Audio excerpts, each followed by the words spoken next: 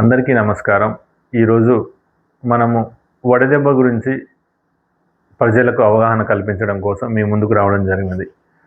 వడదెబ్బ సాధారణంగా చాలా ఎక్కువగా ఉంది ఈ మధ్యకాలంలో. మన తెలంగాణ రాష్ట్రంలో, మధ్యప్రదేశ్ ఇటువంటి రాష్ట్రాల్లో ఎక్కువగా ఉంది.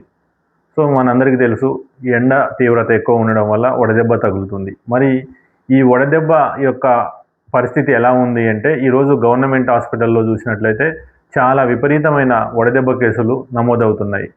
సో ఇక్కడ మనం ఏంటి గుర్తించాలి అంటే, అన్నోటీస్డ్ చాలా గ్రామాలలో వడదెబ్బ తగిలి కొంతమంది చనిపోతున్నారు అన్న వార్తలు కూడా మనం వింటూ ఉన్నాము.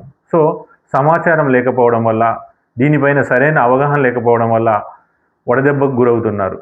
వడదెబ్బకు గురవ్వకుండా ఉండాలి అంటే ఖచ్చితంగా ఏదైతే బాగా ఎండ ఎక్కువ ఉన్న సమయంలో ఉదయం 10 గంటల నుండి సాయంకాలం 4 గంటల వరకు ఎవరు కూడా బయట తిరగకూడదు. ముఖ్యంగా ఎవరైతే హెవీ వర్క్ చేసే వాళ్ళు ఉన్నారో, కన్స్ట్రక్షన్ వర్క్స్ కానీ, కొంతమంది పల్లెటూరులో చేను పనులకు కానీ వెళ్తూ ఉంటారు. వాళ్ళకందరికీ కూడా నేను విజ్ఞప్తి చేస్తున్నాను, ఖచ్చితంగా ఈ వారం రోజులు ఎటువంటి విపరీతమైన ఎండలో చేసే పని కానీ, చేను పని కానీ చేసుకోకుండా ఇంట్లోనే కూర్చొని ఉన్నట్లయితే మీ ఆరోగ్యాన్ని కాపాడుకునే అవకాశం ఉంది.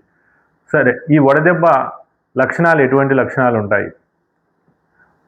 టెంపరేచర్ ఎక్కువగా ఉంటుంది, శరీర ఉష్ణోగ్రత ఎక్కువ ఉండడము, అదేవిధంగా సివియర్ హెడేక్ ఉంటుంది, కళ్ళు తిరగడము, ఎక్కువ చెమటలు రావడం కానీ, చెమటలు రాకపోవడం కానీ ఉంటాయి. అదేవిధంగా అన్కాన్షియస్ అంటే స్పృహ కోల్పోవడం కూడా జరుగుతూ ఉంటుంది.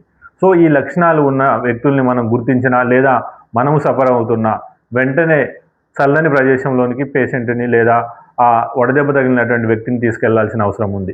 మరి తీసుకెళ్ళిన తర్వాత ఏం చేయాలి అంటే, తడిగుడ్డ, నీళ్ళలో ముంచిన గుడ్డతో మొత్తం బాడీ మొత్తం కూడా తుడవాల్సిన అవసరం ఉంది. ఆ తర్వాత వారికి ట్రీట్మెంటు లేదా దగ్గరలో హాస్పిటల్కి తీసుకెళ్లాల్సిన అవసరం ఉంది. ఈ విధంగా చేసినట్లయితే పేషెంట్ యొక్క ప్రాణాలను మనం కాపాడడానికి అవకాశం ఉంటుంది. కాబట్టి అందరూ కూడా ఈ లక్షణాలు గుర్తించి వాళ్ళని ముందుగానే గుర్తించాల్సిన అవసరం ఉంది. మరి ఇవి వడదెబ్బ తగలకుండా సాధారణంగా మనము మన తెలంగాణ, మన ఏదైతే భద్రాద్రి కొత్తగూడెము, ఖమ్మము, ములుగు ఈ జిల్లాలు అయితే ఏవే ఉన్నాయో వాటిని రెడ్ అలర్ట్గా డిక్లేర్ చేయడం జరిగింది. అంటే రెడ్ అలర్ట్ అంటే ఖచ్చితంగా మనం యాక్షన్ తీసుకోవాలి. అంటే వడదెబ్బ తగలకుండా చర్యలు తీసుకోవాల్సిన అవసరం ఉంది. వ్యక్తిగతంగా, కుటుంబంలో, ప్రభుత్వాలు కూడా చేస్తూ ఉంటాయి. మరి వ్యక్తిగతంగా ఎటువంటి చర్యలు తీసుకోవాలి అంటే, ఖచ్చితంగా దాహం వేసినా వేయకపోయినా నీళ్లు తీసుకుంటూ ఉండాలి. అది ముఖ్యంగా శుభ్రమైన నీరు తీసుకోవాలి, నిమ్మరసం తీసుకోవాలి, లస్సీ లేదా పెరుగు, మజ్జిగ, తర్వాత జావలు కూడా ఉంటాయి. అటువంటి తాగుతూ ఉన్నట్లయితే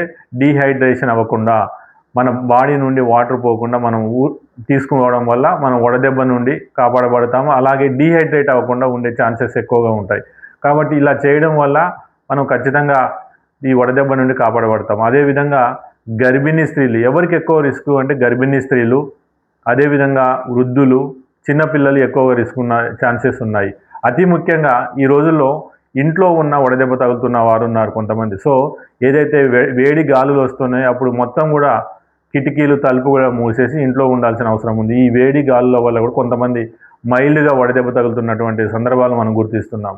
కాబట్టి అందరూ కూడా ఇటువంటి చర్యలు తీసుకుంటూ ఇంటి పట్టున ఉంటూ ఆరోగ్యకరంగా ఉండాలని సూచిస్తూ, అదేవిధంగా ఎక్కువగా మనకు ఈ మధ్యకాలంలో సాఫ్ట్ డ్రింక్స్ అంటారు, అంటే కూల్ డ్రింక్స్ తాగడం బాగా అలవాటైంది. అటువంటి వాటిని పూర్తిగా నిషేధించాలి, పూర్తిగా తీసుకోకుండా ఉండాలి ఈ ఎండాకాల సీజన్లో.